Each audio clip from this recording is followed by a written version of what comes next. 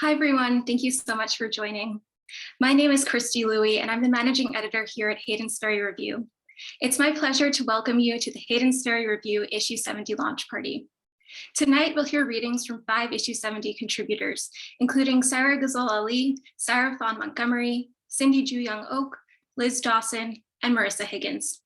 We're so glad to have you with us this evening to celebrate not only these 5 readers, but all the writers, poets, translators, and artists who have pieces in this newest issue of Hayden's Ferry Review.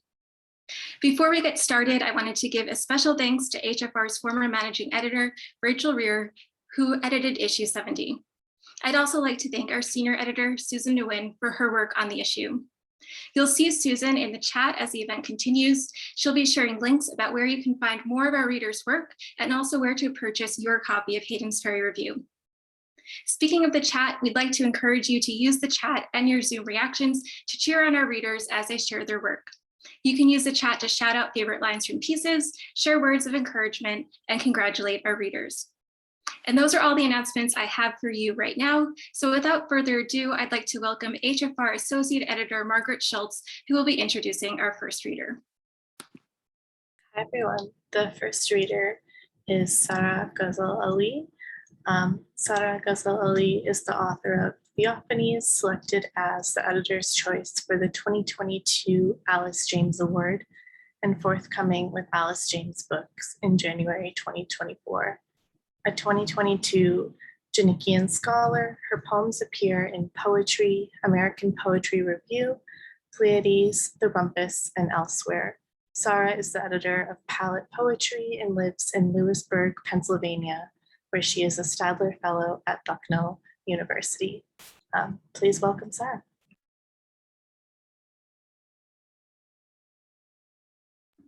Hi, everyone. Thank you so much for having me. I love Hayden's Ferry Review. It's a journal I've loved for so long. And this issue is gorgeous, and I'm so excited to read from it and to hear fellow contributors read from it. I tried to match it in my outfit today, which was fun. So I'll start by reading my 2 poems that were included in this issue and then read some other fun stuff. So this first poem is called Cicatrix. Also, I think this is my first time ever reading like out of an actual book and not off of a computer screen or my phone, so that feels really cool too. Cicatrix. Like a good womb, I pad my walls with blood. The wisps of hair traipsing north from my navel, I privately christen my flesh-trenched Radcliffe line. This doltish name, a dilution of land. Redcliffe, as in precipice, as in imperial crag. Like a good woman, I wound myself first. Like a good wound, I laugh until my mouth rips. Every August, my chest bloats loosened. Like clockwork, I suffer the seductions of partition, a bright nail dragging still warm flesh into the lacuna of this inflamed century of new nations, teetering on the bluff of stolen exaltations. And the second poem is a persona poem in the voice of Hajar. So this is Epistle Hajar. Agate, alyssum, apricot, simple pleasures I can still pronounce in this desert. Love's only dominion, the clear, well-walked path to drinkable water.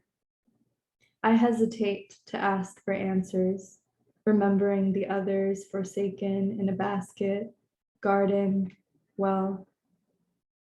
There's no one left to write to, but I'd tell of the tree, its sweet shade at high noon. The untorn snakeskin I found while digging for wetness in the sand. Against the crude mountains, his turned back, whittled down by my calls. I've learned to call want from wait, to walk until water appears. And then, like they mentioned earlier, my first collection of poems is coming out in January 2024, Theophanies, which I'm super excited about. And that still feels crazy to say. So I thought I'd read a couple more poems from the book. This first poem, I had the delight of hearing Ada Limon read this morning on her podcast, The Slowdown. And so to extend the sweetness a little bit, I thought you should hear it in my voice too. And it's a poem I don't think I've ever read out loud before for a reading or anything, so should be fun. So this poem's called February Augury. Yulon magnolias blossom first as birds. Little feathered fists I admit to imagining could harm me, extending barefaced from trees, the known homes of Jinn, I'm told. The night deepens and locusts halo my head, or don't. Believe me, I barely believe the heralds I've seen. The mirror windowed if I stare a beat too long, my face refracting others, foremothers, my beloved's hands rising in supplication under winter rain, stopping after spotting the dead sparrow by the door, bent like a comma, as if asking him to pause or telling me to wait. This next poem is called Ghazal on the Day of. My middle name is Ghazal. I am obsessed with them and I keep trying and failing to write good ones. So here is a failed Ghazal. Ghazal on the Day of. Like God, I'll create in my image. Go on, past judgment, like I'm not already waiting for judgment, like I don't tease, don't taunt to turn his eye my way, like I'm not expiring, short-sticked by a judgment foretold in unteachable spiraling math. Each sky's bloated yoke barrels toward the day of judgment. Seated, I take seeds to stifle my soil's waiting green. I liken my name to apology. I wield judgment like a snapped beak and shovel night from my abdomen. Are you watching, O corkscrew calamity, O decree, O closer than jugular? Come for this constellating mess. I'm sorry for laughing, O giver, not for taking, so judge. Thank you for listening. I'll just read one more poem. And this one is brand new, doesn't belong to any sort of manuscript or anything. It's an experiment. I don't know if it's good, but I will test it out on all of you. So this one is called Slow Violence. The man that I love, princes are recyclables. The first man to love me bears the face of his father, who he loved, who loved his country, who left it, bereft of all but anger. I pray toward Makkah in a shirt sewn by someone who wasn't paid, a woman, the hands of many women with whom I might share a last name, an adjacent complexion, a greater susceptibility to diabetes. The first man to love me says immigration is like natural selection. The peppered moth darkened when trees covered by lichen blackened. There is a symbolic difference between distance and direction. I contaminate my life by living it. And I'll stop there. Thank you so much for having me. That was amazing, Sarah. Thank you so much. My name is Christina D'Antoni, and I am the web editor at HFR. And I have the pleasure of introducing Sarah Fawn Montgomery. Sarah Fawn Montgomery is the author of the lyric essay collection Halfway from Home, which is forthcoming with Split Lip Press in November of 2022. She is also the author of Quite Mad, an American pharma memoir, as well as 3 poetry chapbooks. Her work has been listed as notable many times in Best American Essays and her poetry and prose have appeared in various magazines, including Brevity, Catapult, Cincinnati Review, Diagram, Electric Lit, Literary Hub, New England Review, Poetry, The Rumpus, Southeast Review, Terrain, and others.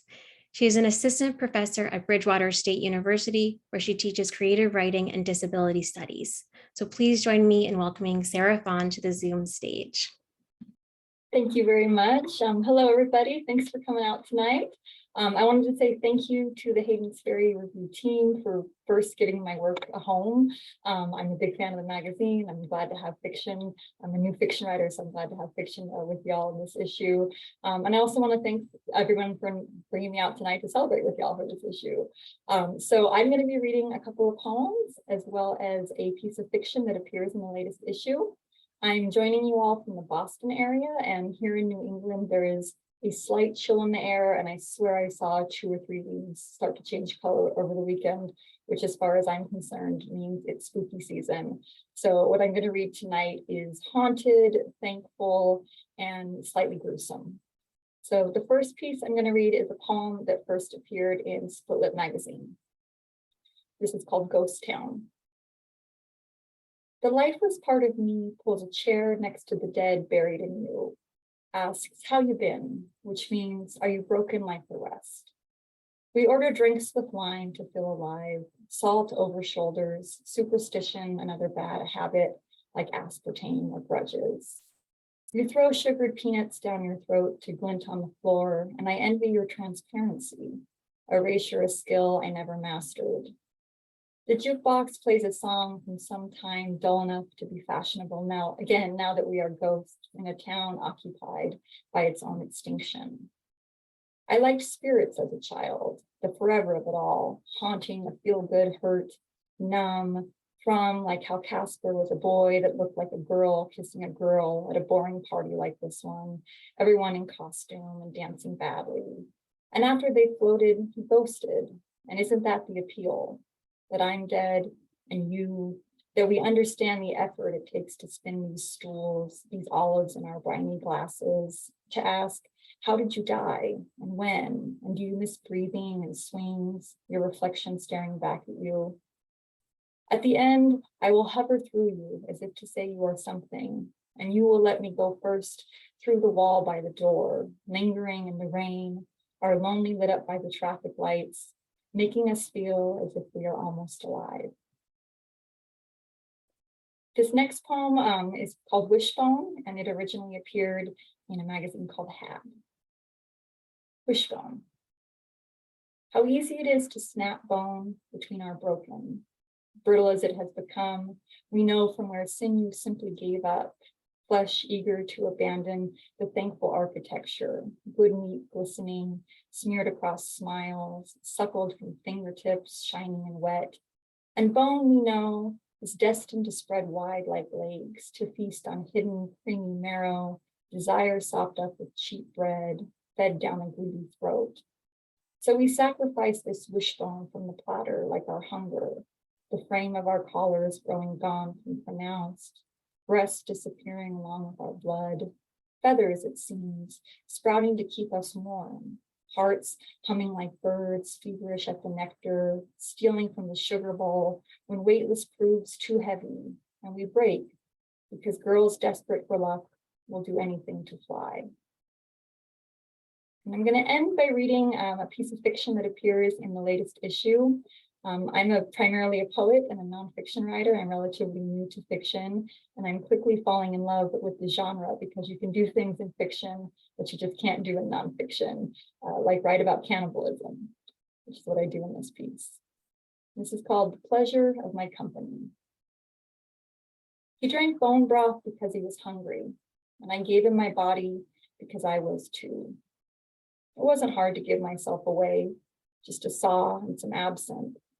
The green swirled in my glass, all phantasmagoric, the ceiling like the cosmos, the slugs in the garden speaking to me, which is how I knew it wasn't real, because I hated slugs and their soft sacks of skin. Hurt was nothing new, the dull ache and throb, places I stitched the narrative shut. Sometimes he shouted, like when my mascara ran or the TV commercials showed too many carbohydrates, which he said were the reason he couldn't build muscle. I blended protein shakes and pounded steaks thin with a mallet, boneless and pure. I made myself the same, had been giving up on my body for years. First a few pounds, then a few bites of breakfast left in the bowl, later a whole lunch surrendered to the toilet. The only thing I liked about my body was the gap between my thighs, the triangle of nothing, a place to curl like a fetus or the bottom of a semicolon, my head perched on top as if to string us together because we shared the rent, but rarely a bed. That's why when he said he wanted bones, I gave him mine. First a finger, the one where an engagement ring would be if I weren't so insistent, he said. It made a weak broth, nothing special, but I added mushrooms and thyme, sauteed onions, caper brine. When he tasted it, he said he could feel his muscles grow, the kind of gains he couldn't get at the gym, and wasn't I sweet? Next, he took a rib, just a small one, the kind you hardly need except to hold in your spleen, which is vestigial anyway, something left over from when we still swam in the filth of the sea. I could see how my rib was made for him by the way it arched toward him like a smile. I added a splash of citrus for brightness and felt the sting where my finger once was, the hurt where my hands were chapped from gripping the knife. I felt like Eve, of course, returning myself to my maker. He made me taller with his reminders about posture and his insistence that I shave, because what are you, an animal? He reminded me to smile when he said, "Where are your manners, missing like your lipstick?" if I cleared his bowl too soon. He liked to lick the last of me, savor the bone broth, and manifest his triceps. Collagen, he said, sucking my salt from his fingertips, keeps you vital. He drank the broth of my thumb, my wrist, the broth from a vertebra in my neck. The hip joint was mellow, he said, the ankle full of umami. I couldn't try it because I wasn't a cannibal, he scolded before asking me to pass him the pepper. We saved the bones. We liked to look at them. They were bleached and leached like a cow skull shining in the desert.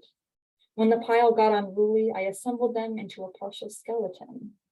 Suddenly, I was doubled there in the living room.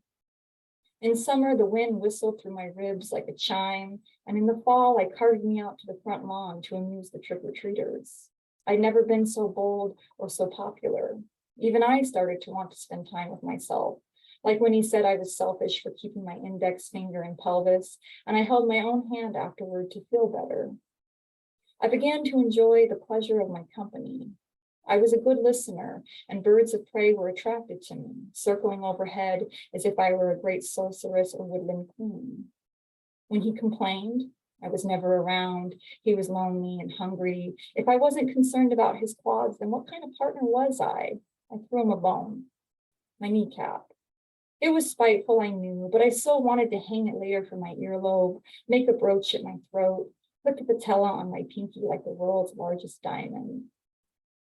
He left after I served him my liver. He couldn't stand the taste, he said, of what I'd become. Organs were off limits, all that flesh and purpose. Bones, he wept, were the reason he'd wanted me, the subtle architecture, the way I was small as a child and he could wrap his hands around the cage of my body. Was it so wrong, he said, as he packed his things, to want the very marrow of me? After he left, I danced. I was so beautiful there in the living room, the lights flickering off my sternum and pubis. The wire I used to hold me together shined like silver. I walked up and took me by the hand, our distal and proximal phalanges fitting together like they were meant to be together, which they were. We drank the leftover absinthe, and the whole world was green and shimmer as we waltzed and swayed, the slugs in the garden joining the birds of prey at the window to watch as if we were something special. I rested my head on my shoulder like in the movies, umami wafting everywhere. I kissed my scapula, and the birds shuffled, and the slugs squelched, and someone's mandible said, "I love you." Thank you. Thank you so much, Sarah. I'm just watching the chat go crazy, and I want to go crazy with them. Like, I have to turn my video on and be a normal human being, but I want to throw my marrow at somebody or a kneecap. Thank you so much for sharing that work, Sarah, and for Sarah sharing your work as well. My name is Winslow Schmeling. I'm the art editor with HFR, but I have the wonderful pleasure of introducing Cindy Juyoung Ok, whose translation work appears with HFR of Kim Hye-sun in issue 70. I feel remiss beforehand, before we introduce Cindy, to not mention the work of our translations editor, Nicole Rocho Hernandez, who couldn't be here today, but I know wants to very badly, whose work alongside that of Jackie Balderrama, the Virginia G. Piper Center, the work of the Thousand Languages Project. They're fantastic interns and our contributors who are contributing work to translations. They're helping make HFR a haven for literature translated across our tapestry of languages, both into English and from English. And I find that to be just the coolest thing. I'm so happy to be a part of it. It's with their help that we get to hear from such talented writers, translators, literary champions as our next reader, Cindy Juyoung Ok. Cindy Juyoung Ok is a writer, translator, and creative writing educator. More translations from The Hell of That Star by Kim Hye-sun are published or forthcoming in journals like Bennington Review, The Margins, and the Hopkins Review. With that lovely promise for us hungry readers, please help me welcome Cindy Juyoung Ok. Thank you so much for that introduction. I'm really excited that the two poems are printed together, one really dense, breathless one with long lines and one really narrow one back to back. So I'm going to read these two, and then I'm going to read a bit of an essay about translating this book. For the next instance, I hold a cigarette in my left hand, and when I light a lighter with my right hand, the diapered infant eye wears a white collar, and the schoolgirl eye wears high heels, and the stumbling eye tonight, the swearing and drinking with you eye just now, the eye that is everyone, holds a cigarette in my left hand, and I light a lighter with my right hand. After the next instant, when I exhale smoke from my nostrils, much comes out in two stems to let off white smoke. Again, if I lace my wine glass between my fingers and pour drink into my mouth, it's dozens of fingers sandwiching the wine glasses and dozens of mouths the alcohol is poured into, while among even dozens of hearts, the diapered infant and I, the next instant, I put the diaper on the baby in my loudest voice. Then after the next instant, you wake my cheeks to alert me. And as I stand, I, even among them, the over 30 woman I is the very last to stand, sounding dozens of waves with straight fingers like a 1-year-old fern, 2, 3, 4 years old on that finger, with even a ring on the straight finger, pointing at me, the dozens of women in a shrieking voice. I said, I mean me. I'm saying, don't touch me. Next one's called Pupil. The winter tree like that. Arm. Cleanly torn off. Spine. Collapsed away, winter tree. But for the winter tree on the snowy, windy winter mountain, go climb up there for what those leering pupils do not see beneath the winter tree's forehead, the blue flame brightly turned up. Thank you so much, Cindy, and thank you so much, everyone who's read so far. Hi, I'm Amber Wardzala. I'm the nonfiction editor here at Hayden's Ferry Review, and I have the pleasure of introducing Lizz Dawson. Lizz Dawson is a writer from York, Pennsylvania, living in New York.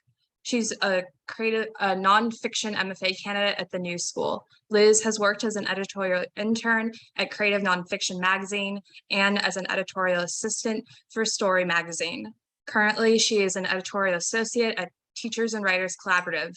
You can find her work online at Story, Pete's Smoke Journal, Blending Genres, Elephant Journal, and Hayden's Ferry Review. You can find her newsletter, Hangry Ghost, on Substack. Please help me welcome Lizz Dawson. Thank you so much for having me. I am like a little baby emerging writer, and so it is super exciting to be here. The essay I'm going to read is from the magazine, Hayden's Ferry Review. It's called Slime Flux, and it's a nonfiction piece on mothers and daughters and the intergenerational and insidiousness of alcoholism. I named the piece Slime Flux after this infection I found, I can't even remember where, a couple years ago online, that it attacks the inner bark of a tree, and as the tree starts to rot, it starts to like cry the poison out, or this is the poet in me, like this is how I visualize it. So it's secreting this poison, and as it tries to heal itself, it just spreads the infection further. And it reminded me of what alcoholism does to a family. So I'll jump around a bit, but basically going to read you the beginning and the end. The hospital room is too small, even just for me and her. It smells like sweat and uneaten mashed potato dinners. The ambience thick as the lukewarm gravy. My mother lies on a metal bed wrapped in bright white sheets, hinged at a 45-degree angle like a sunflower snapped at the stem. A small end table on wheels stands beside her. It looks just like her nightstand at home. TV remote, claw clip, a pad of paper with a scribbled to-do list, as if there was still a life outside of this. But her Keystone Light has been replaced with a styrofoam cup of ginger ale that she requests every hour.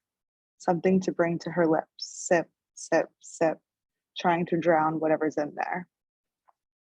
She won't stop asking me to sneak her out to the parking garage to smoke a cigarette, a feat that can only be achieved if I pick her up and throw her over my back, which I think about doing each time she asks.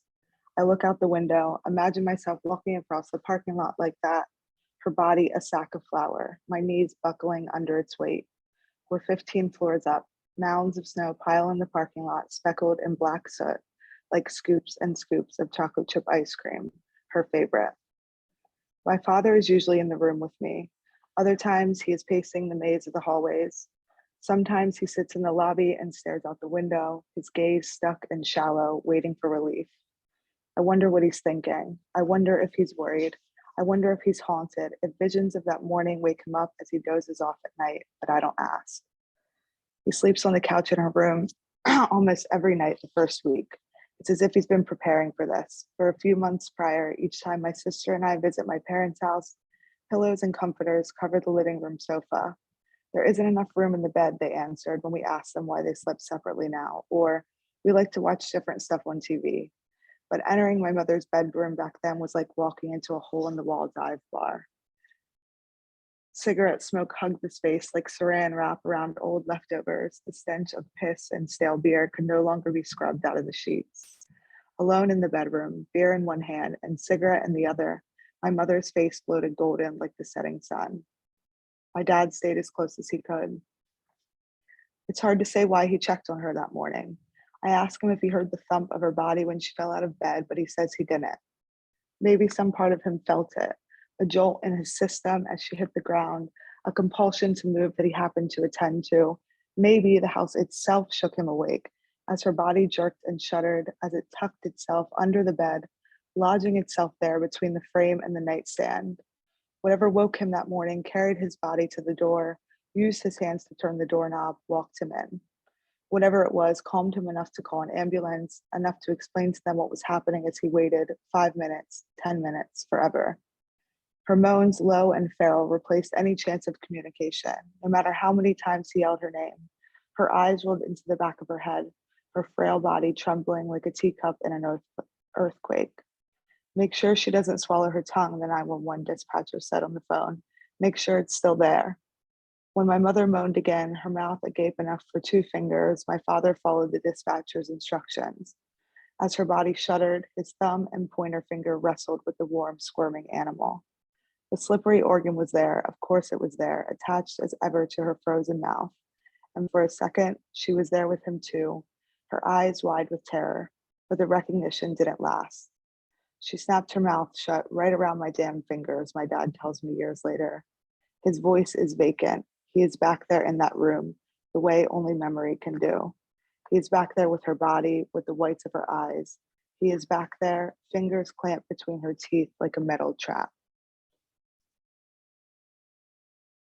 Jump a little bit. A day or so later, the nurses move her to the intensive care unit. The withdrawal symptoms are worse than they'd anticipated. They need to monitor her around the clock. Her body's simultaneously fighting a kidney infection from a UTI she left untreated for no one knows how long.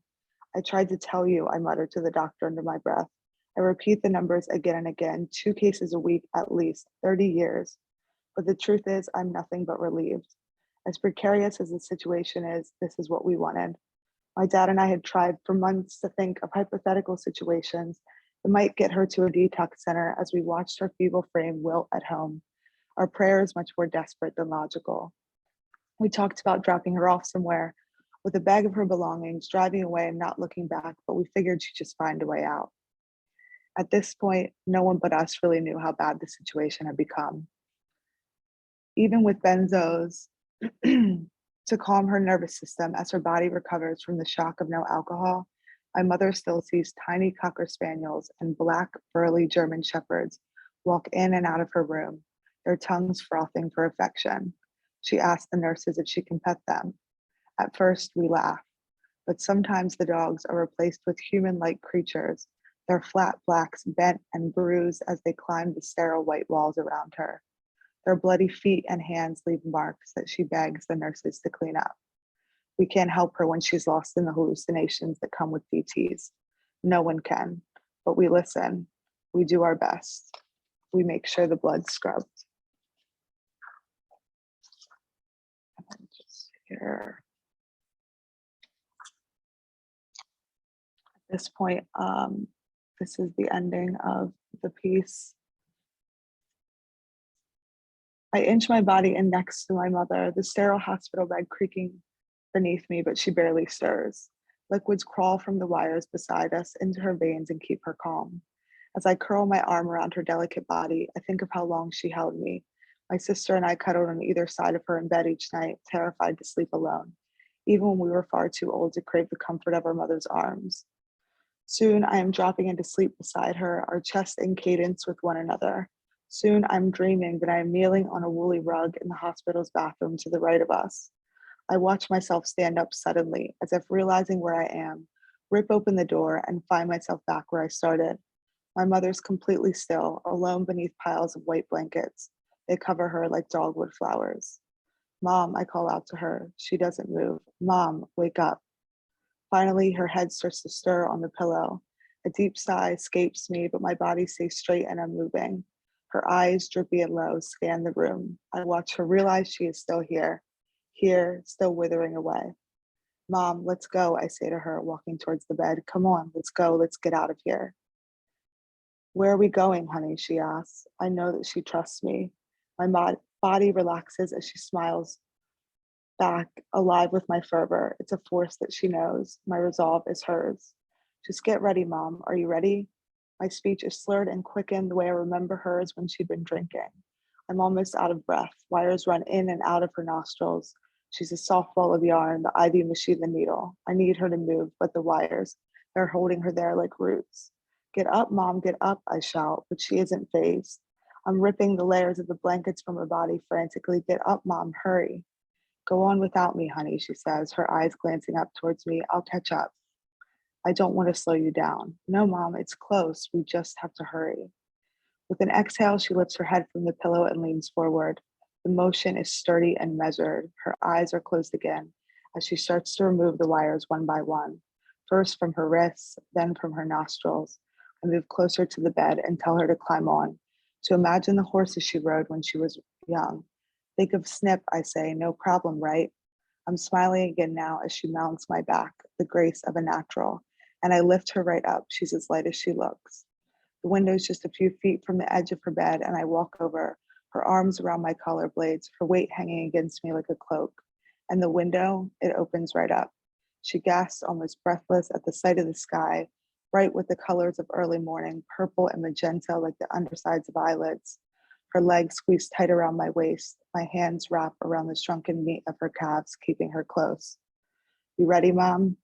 She doesn't answer, just nods slightly, her weak breath warming my neck, the courage of faith like a current between us. I think of the way that sunflowers turn towards each other when they can't find the sun. I think of the soft cushion of tussled dirt. First, the left foot. The windowsill is higher than I expected, but I heave us up onto it. Then the other. She's buoyant on my back, silent in spite of the drop now in front of us. 15 floors is a long way to fall. I take a deep breath and squeeze her feet in my palms. Ready, Mom? But I know she won't answer this time either. The only thing left is the thought of our hearts beating in unison, the rhythm of grieving, all 5 stages in sync. Hers, a soft thumping on my back, nudging me forward. the sound of wild horses approaching, 2 sunflower seeds left on the pillows behind us. Thank you. Thank you so much for your reading. That was so powerful and so moving. And thank you to all of our incredible readers who've shared their work so far. I hope you all have been taking a look at the chat. There's been a lot of praise and love being shared in there. So if you haven't had a chance to look, please take a look at all the love you're getting. My name is Susan Nguyen, and I am the senior editor for Hayden's Ferry Review. And I have the pleasure of introducing our final reader, whose wonderful fiction we published in our latest issue of HFR. Marissa Higgins is a lesbian writer based in Seattle. Her work appears in the Florida Review, The Atlantic, NPR, Best American Food Writing 2018, and elsewhere. Her debut novel, The Wives, is out with Catapult in 2024. We'll be excited to look out for that. And with that, Marissa, I'm welcoming you to the Zoom stage. Hear me okay before I start? Okay, wonderful. Thank you so much for having me, and thank you for including my work in the issue. Everything published in the issue is so good, and everyone who participated today was just so inspiring and so talented. So I feel really lucky to be included. Before I begin, I do want to give a content warning. I am going to read the first few pages of the piece I had published in the issue, but it does have references to sexual violence and assault. It's not explicit on the page, but it is referenced often. So if you want to mute or log out from my section, totally do that if you have any hesitation on hearing it. And then the only other thing is, as another kind of warning, I guess, my piece opens with some kind of dark humor on a speech impediment that the main character has that I also have.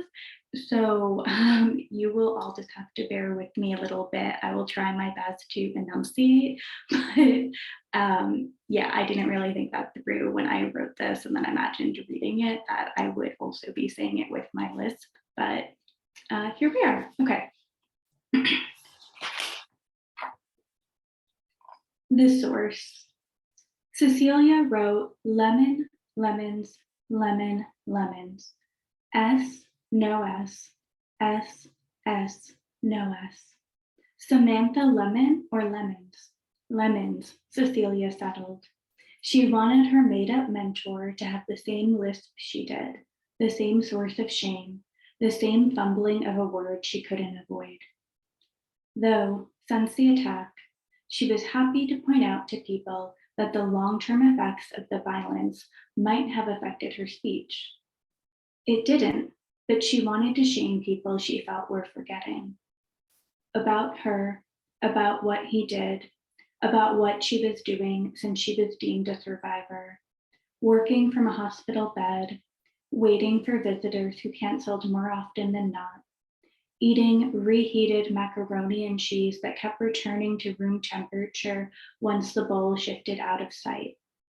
No mind, she told herself. No mind, no mind. Cecilia made lemons smaller, bigger, smaller, slimmer, darker, lighter, and reverted the font back to its original state, the one approved by her manager of the last 2 years. Manager of her job and of her life, too. Without her job, no insurance. No insurance, no hospital. No hospital, no. She couldn't remember a time before the hospital when she wasn't worried about money either, so there was no reassurance in backtracking through her life. Cecilia tugged her IV and wondered what it might taste like to pull the needle from her arm and put its point into her dry mouth. Because it was November, because her mother loved apple cider and pumpkin baked with butter, because her friend sent her so many pictures from the 2 Halloween parties she'd missed, she settled on the taste of summer. Watermelon, lemon cream, eggplant, olive oil soft serve. Because, she reasoned, Fuck them. The nurse that smelled like basil walked in, so Cecilia breathed the green into her belly and fiddled more with her IV. Cecilia recognized the scent because it was one of the more popular candle and oil bundles her company sold. The word chilled sat in her mind too, but she didn't reach for it then.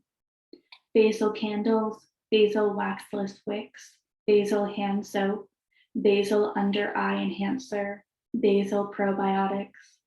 Cecilia had been directed to push basil hard, as it was one of the only configurations that hadn't been featured in a class action lawsuit against the business. Hey, Basil said, easy.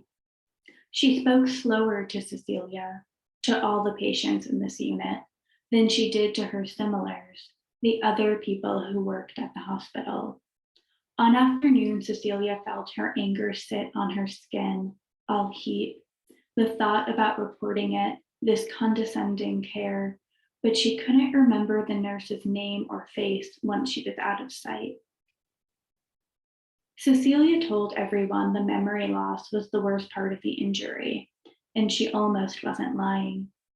As the nurse doled out Cecilia's morning meds, one anti-seizure, one antidepressant, and one diuretic, Cecilia ran through the reason she was once again in a bed at an inpatient rehabilitation unit. Less than a year ago, a man wouldn't fuck off at the sports bar where Cecilia was waiting to meet her friends. They were late because they wanted to get ice creams first, but Cecilia said no, that was dumb. It was only spring, not warm enough to enjoy a chill. Plus, she texted them, it'll make me shit my pants to mix dairy and beer. That was the last message her friends got, Cecilia would learn later. She did type out another text, that she was leaving and waiting around the corner because some fucko in a cab wouldn't stop trying to talk to her, wouldn't stop watching the level of the beer she barely touched, but she didn't actually tap send.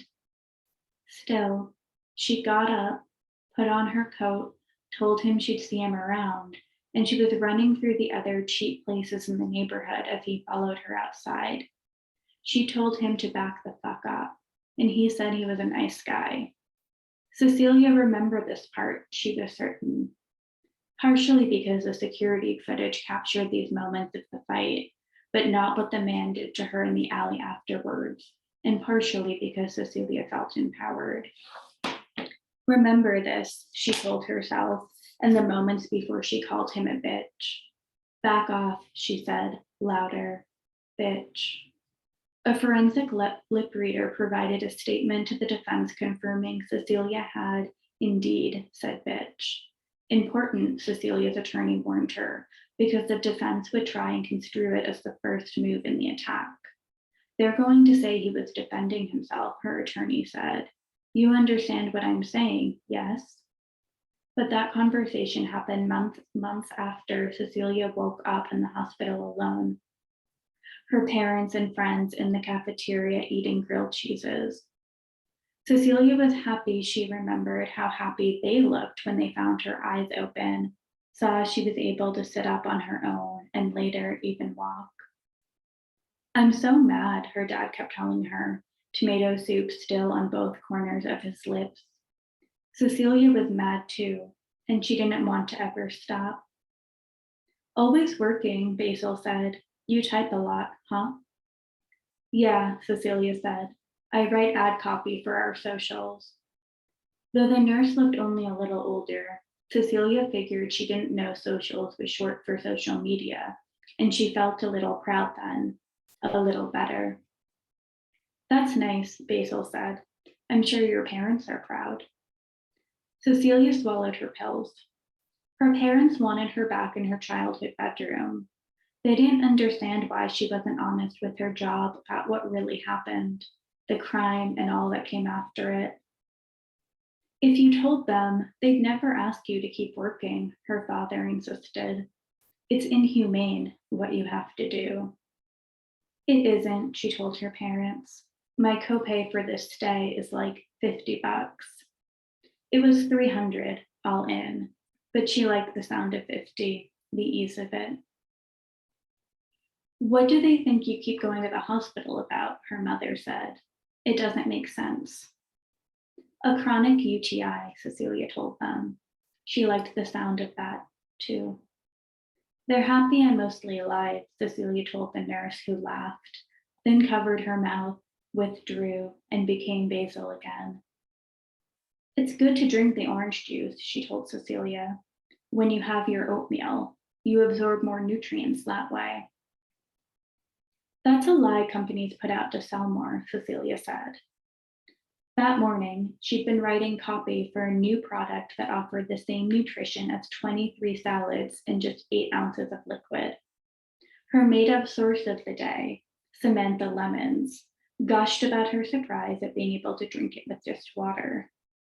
Believe me, Cecilia typed, thinking of this Samantha, this woman who could be just like herself if she wanted to improve and had any sort of faith in corporate goodness, blending up her morning greens. I'm not one for healthy food, but wow. Basil gave her a look. You write that sort of stuff, or your company is like a nonprofit? It's a for-profit, Cecilia said, and named it.